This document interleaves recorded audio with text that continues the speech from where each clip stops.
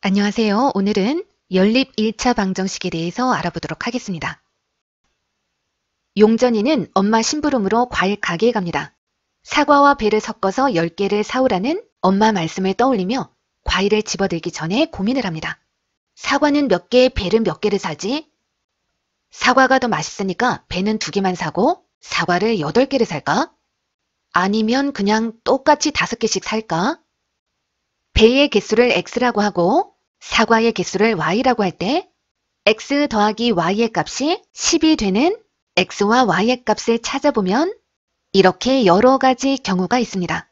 이 각각의 경우들을 모두 x 더하기 y는 10이라는 미지수가 2개인 1차 방정식의 해라고 하죠. 용전이가 선택할 수 있는 경우는 배 1개, 사과 9개를 선택하는 경우부터 배는 9개, 사과는 1개 사는 경우까지 전부 9가지 경우가 있을 수 있겠죠. 용전이는 오늘도 엄마 심부름으로 과일 가게에 갑니다. 이번에는 엄마가 15,000원을 주시면서 사과와 배를 섞어서 사오라고 하셨습니다. 과일 가게에 가보니 사과는 1개에 1,000원, 배는 1개에 2,000원을 합니다. 가만히 계산을 해보니까 거스름돈이 생기지 않도록 과일을 사서 갈 수 있을 것 같습니다. 사과와 배는 각각 몇 개씩 사면 될까요? 예를 들어 1개에 1,000원 하는 사과를 하나를 구입하면 사과 값은 1,000원이죠. 이때 배는 몇 개를 살 수 있을까요? 7개를 살 수 있겠죠. 2,000원짜리 배가 7개면 14,000원이죠. 사과 1개, 배 7개를 살 수가 있겠죠. 사과를 2개 사면 사과 값은 2,000원이고 만일 배를 6개를 사게 되면 총 14,000원이므로 거스름돈이 생기겠죠. 사과 3개, 배를 6개를 사면 이번에는 거스름돈이 생기지가 않습니다. 자, 거스름돈이 생기지 않도록 하려면 사과와 배를 각각 몇 개씩 살 수 있을지 생각해 보도록 하죠. 사과의 개수를 x, 배의 개수를 y라고 하면 사과 값은 1000x, 배 값은 2000y이므로 총 가격이 15,000원이 되려면 x, y는 미지수가 2개인 이 1차 방정식의 해가 되어야 합니다. 자, 양변을 똑같이 1000으로 나눠줄 수가 있겠죠? x 더하기 2y는 15로 간단히 정리할 수가 있습니다. 사과의 개수가 하나, 둘, 셋 등으로 변할 때 배의 개수를 확인해 볼 수도 있고 배의 개수가 하나, 둘, 셋 등과 같이 변할 때 사과의 개수는 어떻게 되는지를 확인하는 방법으로 미지수가 2개인 이 1차 방정식의 해를 구해볼 수가 있습니다. 예를 들어 사과의 개수를 먼저 정하고 그에 따라 배의 개수가 어떻게 달라지는지를 확인해 본다면 x 대신에 1을 대입하고 y를 구하는 방정식을 풀어서 y 값을 찾고 또 x 대신에 2를 대입해서 y를 구하는 방정식을 풀어서 y 값을 찾아준다는 거죠. 이때 y를 구하는 방정식은 이렇게 풀게 될 겁니다. 먼저 x 값을 이항하고 이 y의 값을 확인하면 15-x가 되죠. 따라서 y는 15-x를 2로 나눈 값, 즉 2분의 15-x가 되죠. 자, y값은 항상 이렇게 계산이 되겠죠? 엑셀을 이용해서 계산해보죠. 먼저 등호를 입력하고 y값이 15-x를 2로 나눈 값에 해당하므로 괄호를 열고 15-x값, 예를 들어 2를 대입하면 이렇게 되죠. 괄호를 닫고 나누기 2를 합니다. 자, 이제 엔터를 쳐보죠.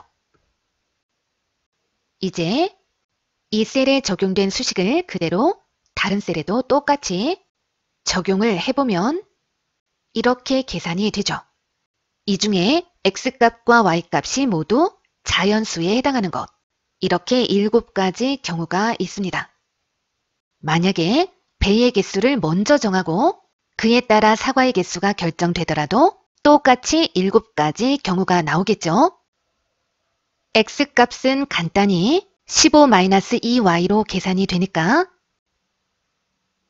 등호 15 마이너스 2 곱하기 y값, 즉 이 셀에 입력된 값을 대입해서 계산하면 이렇게 x값이 계산이 되죠.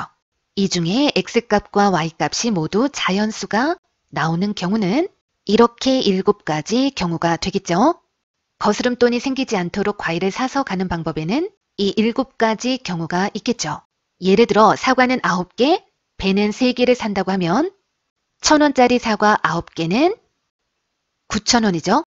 2,000원짜리 배가 3개면 6,000원이니까 총 금액이 딱 15,000원으로 거스름돈이 생기지 않는다는 거죠. 용전이는 오늘도 엄마 심부름으로 과일 가게 갑니다. 그런데 이번에는 좀 더 복잡한 심부름이 될 것 같습니다. 엄마는 15,000원을 주시면서 사과와 배를 섞어서 10개를 사오라고 하셨습니다. 총 금액을 15,000원으로 맞추고 개수까지 10개로 딱 맞춰서 살 수 있을까요?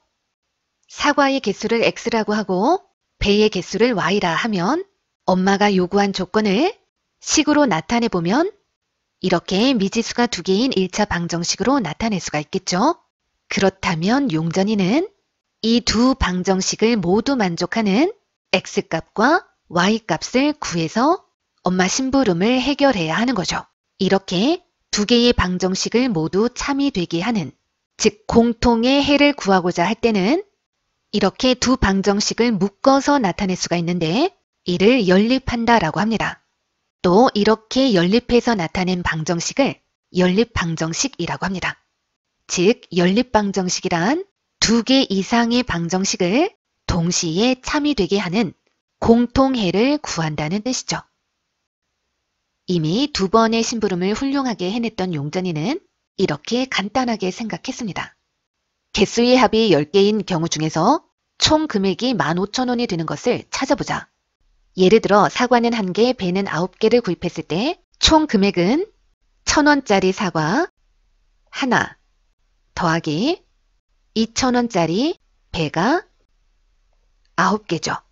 자, 엔터를 치면 자, 이렇게 사려면 총 19,000원이 필요하죠. 자, 다른 경우도 모두 똑같이 확인을 해보죠. 자, 이렇게 계산을 해봤더니 사과도 5개, 배도 5개를 샀을 때 총 금액이 15,000원이 된다는 것을 확인할 수가 있습니다.